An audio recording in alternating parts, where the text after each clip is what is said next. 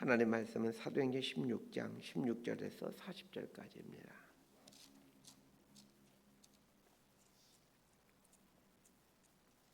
사도행전 16장 16절에서 40절까지 말씀 번갈아 가면서 읽습니다. 제가 먼저 읽겠습니다. 우리가 기도하는 곳에 가다가 점치는 귀신 들린 여종 하나를 만나니 점으로 그 주인들에게 큰 이익을 주는 자라. 그가 바울과 우리를 따라와 소리질러 이르되 이 사람들은 지극히 높은 하나님의 종으로서 구원의 길을 너희에게 전하는 자라 하며 이같이 여러 날을 하는지라. 바울이 심히 괴로워하여 돌이켜 그 귀신에게 이르되 예수 그리스도의 이름으로 내가 내게 명하노니 그에게서 나오라 하니 귀신이 즉시 나오니라. 여종의 주인들은 자기 수익의 소망이 끊어진 것을 보고 바울과 실라를 붙잡아 장토로 관리들에게 끌어갔다가 상관들 앞에 데리고 가서 말하되 이 사람들이 유대인인데 우리 성을 심히 요란하게 하여 로마 사람인 우리가 받지도 못하고 행하지도 못할 풍속을 전한다 하거늘 무리가 일제히 일어나 고발하니 상관들이 옷을 찢어 벗기고 매로 치라 하여 많이 친 후에 옥에 가두고 간수에게 명하여 든든히 지키라 하니 그가 이러한 명령을 받아 그들을 깊은 옥에 가두고 그 발을 착고에 든든히 채웠더니 한밤중에 바울과 실라가 기도하고 하나님을 찬송하며 죄수들이 듣더라. 이에 갑자기 큰 지진이 나서 옥토가 움직이고 문이 곧 다 열림이요 모든 사람의 매인 것이 다 벗어진지라. 간수가 자다가 깨어 옥문들이 열린 걸 보고 죄수들이 도망한 줄 생각하고 칼을 빼어 자결하려 하거늘 바울이 크게 소리질러 이르되 내 몸을 상하지 말라 우리가 다 여기 있노라 하니 간수가 등불을 달라고 하며 뛰어들어가 무서워 떨며 바울과 실라 앞에 엎드리고 그들을 데리고 나가 이르되 선생들이여 내가 어떻게 하여야 구원을 받으리까 하거늘 이르되 주 예수를 믿으라 그리하면 너와 내 집이 구원을 받으리라 하고 주의 말씀을 그 사람과 그 집에 있는 모든 사람에게 전하더라.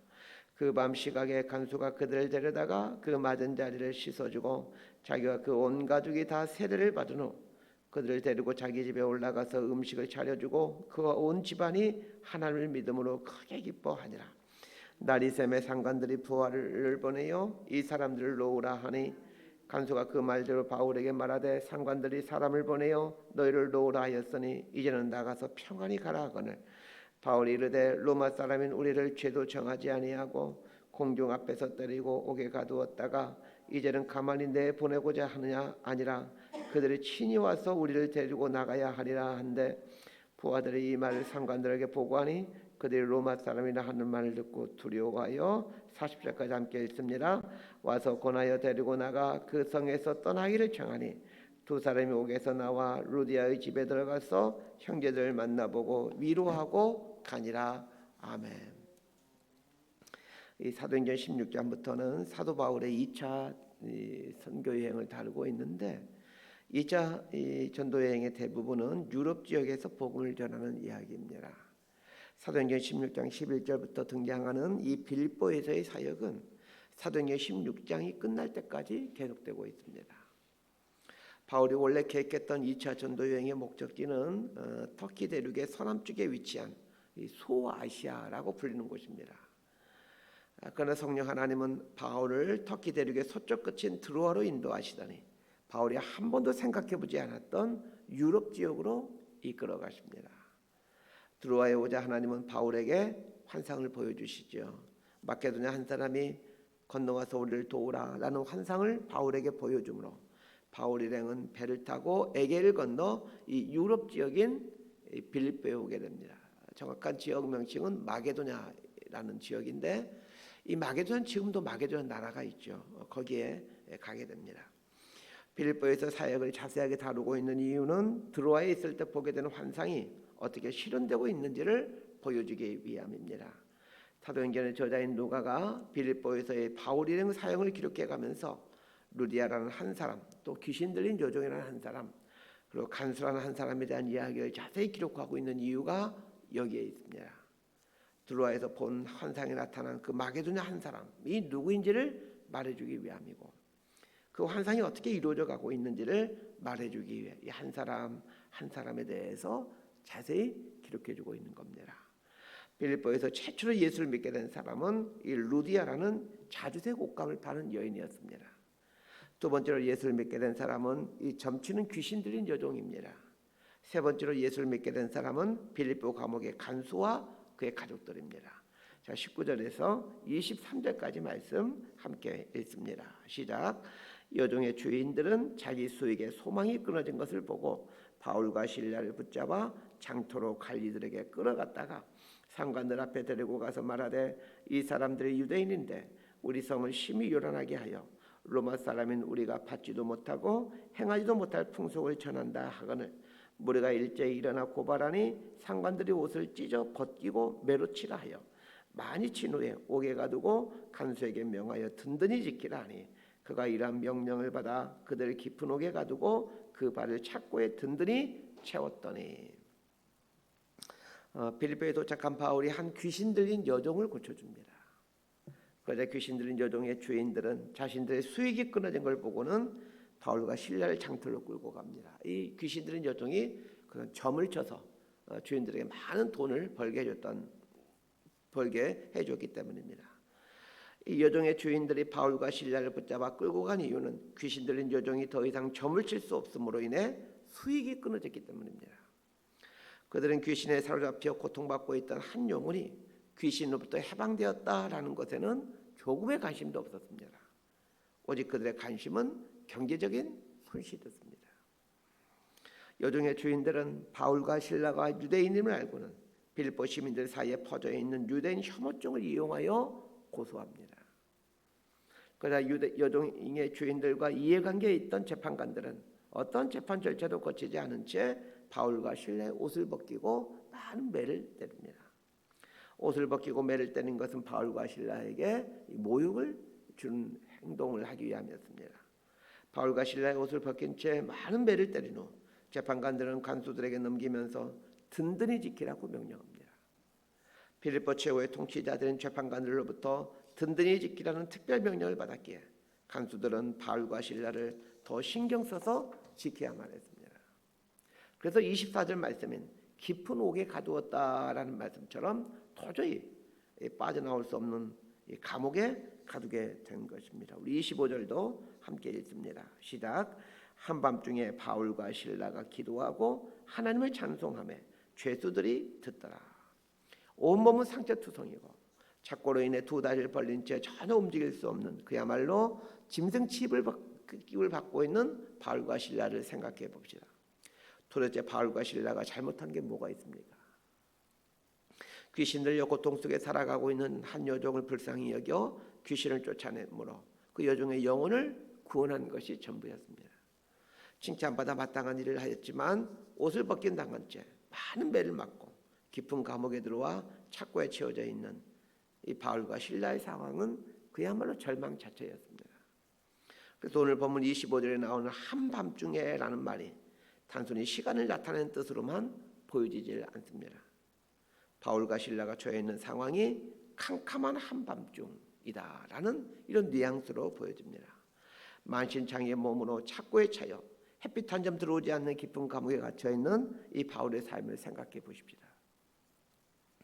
바울이 언제 자원해서 유럽 쪽에 가서 복음을 전해야 되겠다라고 한 적이 있었습니까?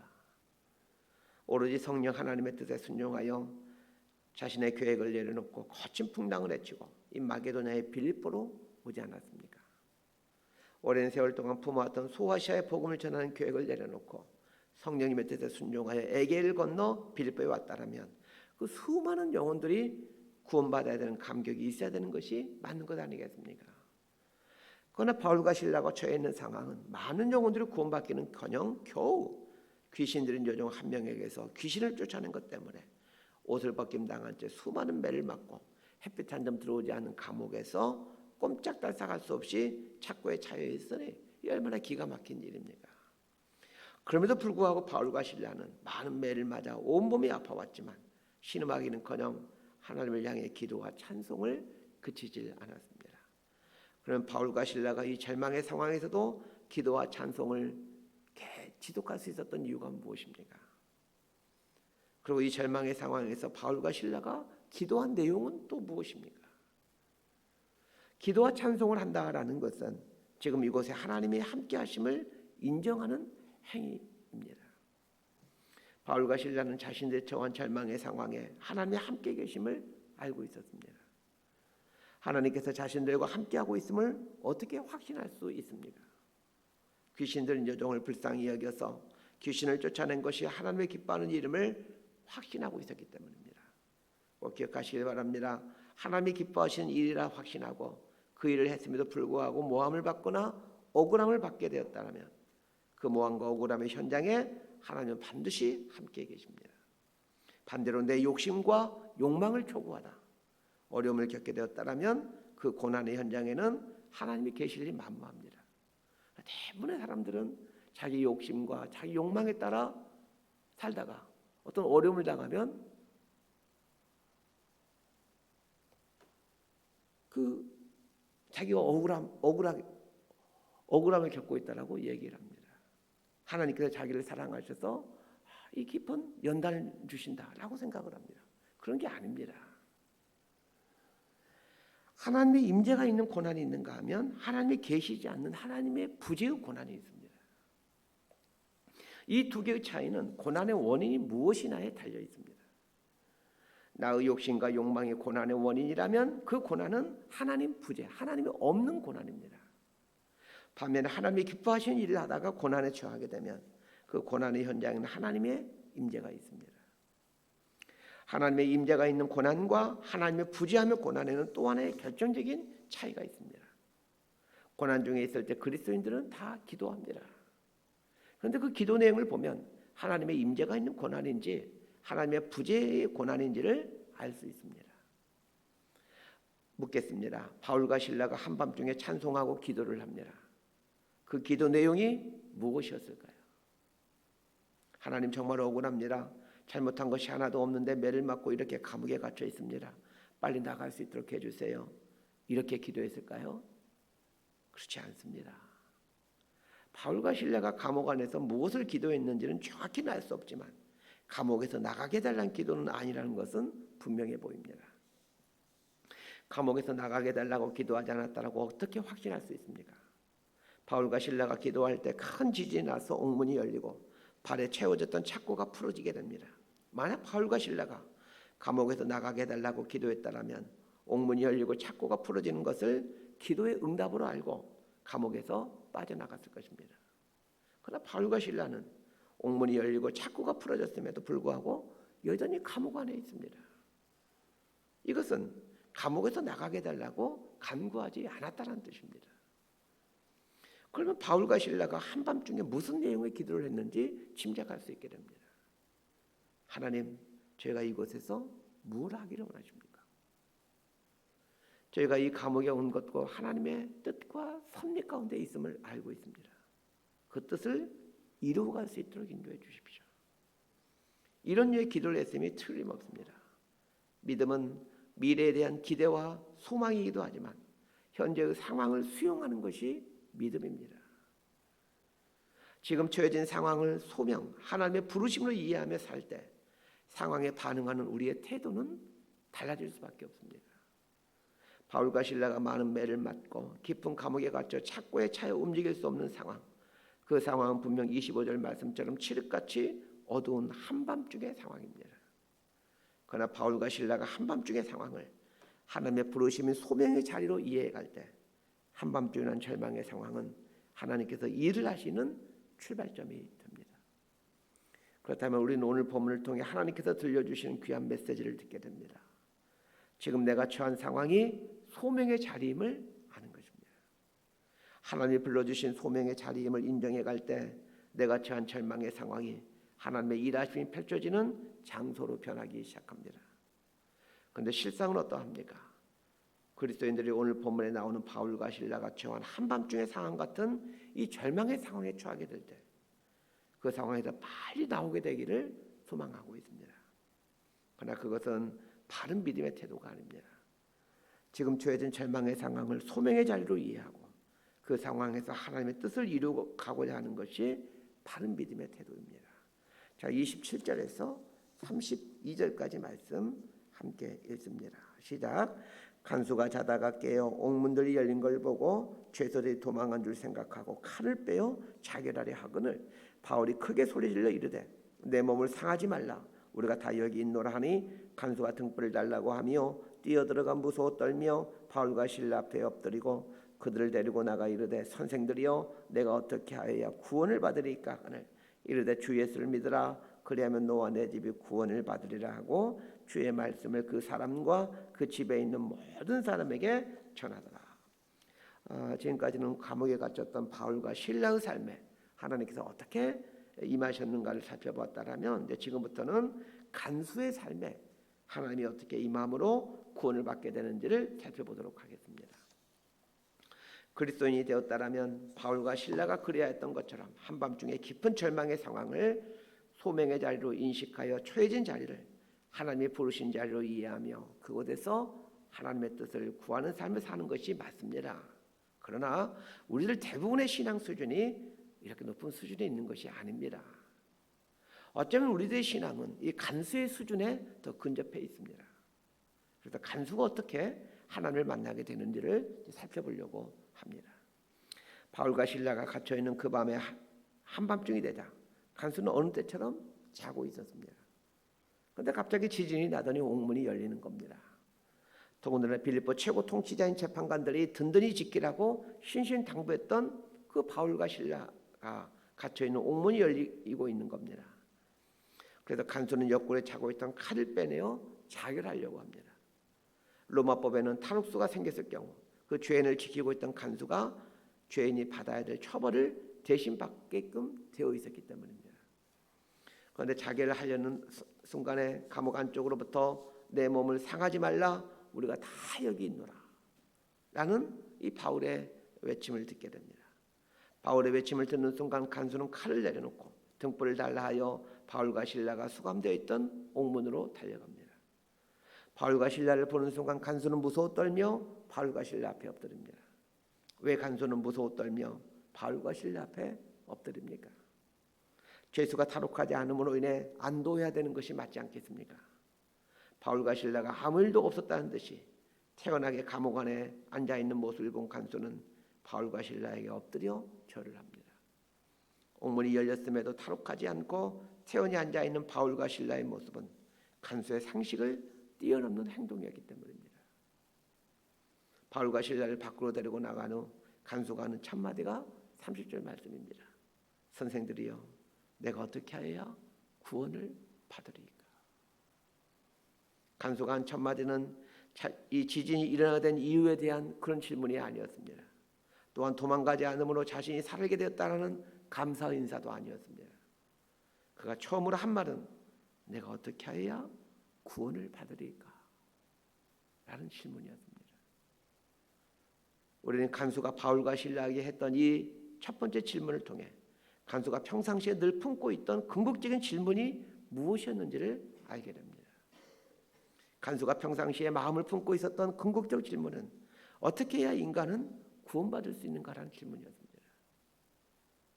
간수는 오래전부터 이 질문을 마음에 품고 살아왔습니다. 그러하게 옥문이 열려졌음에도 도망가기는커녕 의연하게 앉아있는 바울과 실라를 보면서 마음속에 품어왔던 궁극적인 질문을 던지는 것입니다.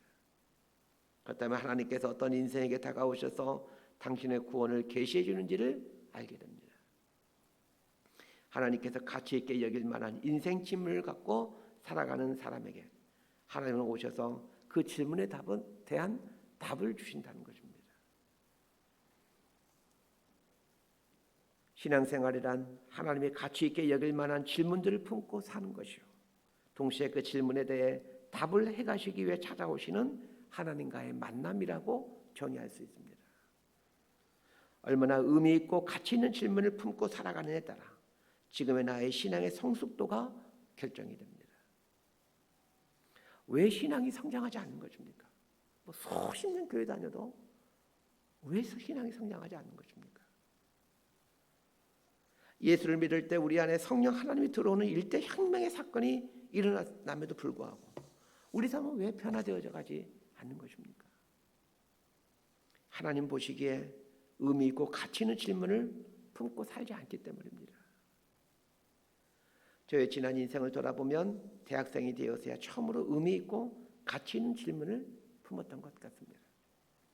무슨 일을 하며 사는 것이 가장 가치 있는 일인가? 어떻게 하면 돈을 많이 벌 수 있는가? 이런 생각, 이런 질문 품지 않았습니다. 그거는 옛날에 어렸을 때, 중고등학생 때나 잠깐 해본 질문이지, 대학생이 되면서 무슨 일을 하며 사는 것이 가장 가치 있는 일인가에 대한 인생 질문을 마음속에 품었습니다. 그리고 그 질문을 무던히 하나님께 던졌습니다. 그러자 하나님께서는 간소에게 바울을 보내주셔서 그 답을 해주셨던 것처럼 신앙의 선배들을 보내주셔서 제가 품고 있었던 질문에 대한 답을 해주셨습니다. 목회자가 되어야겠다고 결정하던 계기가 이 질문과 무관하지 않습니다. 이 질문이 해결되자 그 다음에 품은 질문은 그리스도인이란 누구인가? 라는 질문이었습니다. 이 질문에 대해서도 하나님은 비록 오랜 시간을 통해서였지만 답을 해주심으로 제 안에서 정리가 되어가도록 해주셨습니다. 목사가 되어 목회를 하면서 제 안에 품은 인생 질문은 교회가 무엇입니까? 라는 질문이었습니다. 역시 이 질문에 대해서도 하나님은 조금씩 눈을 열어주심으로 답을 해가시고 계십니다. 저희 교회가 기성 교회들과 조금은 다르다고 생각되어진 부분들이 있다면 아마도 교회가 무엇입니까? 라는 저의 인생 질문에 대한 하나님의 답변이기 때문일 겁니다. 질문한 만큼 하나님을 만나게 되고 질문한 만큼 하나님이 답을 해주십니다. 그렇다면 전 여러분들에게 묻고 싶습니다. 여러분은 어떤 인생 질문을 품고 살고 계십니까? 그 인생 질문이 하나님을 만나는 통로가 됩니다. 말씀 정리합니다. 두 가지를 기억했으면 합니다. 한밤중 같던 절망의 상황일지라도 현재 내가 처한 자리를 소명의 자리로 이해하고 내가 처한 이 자리에서 하나님을 찬양하고 예배하는 것입니다. 하나님이 계획이 있으셔서 지금 나에게 한밤중 같은 절망적인 상황을 허락하신 것입니다. 우리가 해야 될 것은 절망의 상황에서 하나님의 뜻을 구하는 것입니다. 하나님의 뜻을 구하게 될 때 한밤중의 상황은 하나님이 일을 시작하시는 새로운 창조의 장으로 바뀌어가기 시작합니다. 두 번째 기억해야 될 것은 하나님 앞에 가치 있고 의미 있는 질문을 품고 사는 것입니다. 얼마나 의미 있고 얼마나 가치 있는 질문을 품어왔는가에 따라 신앙의 질과 수준이 결정됩니다. 내가 품고 있는 인생 질문이 하나님 앞에 의미 있고 가치 있는 질문이라면 하나님은 반드시 어떤 모양으로든지 내 삶의 그 질문에 대한 답을 주시러 찾아오십니다. 하나님을 만난다는 것이 이런 것입니다. 하나님을 믿는다는 것은 바로 이런 과정을 통해 하나님을 믿어가는 것입니다. 하나님과 이런 만남의 은혜를 누리며 살아가는 저희 여러분의 삶이 되기를 진심으로 소망하고 축복합니다. 기도하겠습니다. 하나님, 지금 나의 상황이 아무리 흑암의 상황이라도 하나님께서 허락하시고 섭리하신 자리임을 압니다. 이 상황을 하나님이 일하시는 하나님의 무대로 여기고 하나님의 눈을 갖고 보는 믿음을 주옵소서. 살아가는 동안에 중요한 질문들 품고 그 질문들에 대해 답을 해가시는 하나님을 보며 하나님이 알려주신 답을 구현하며 살아가는 인생이 되게 하여 주옵소서. 예수님 이름으로 기도드리옵나이다. 아멘. 기도.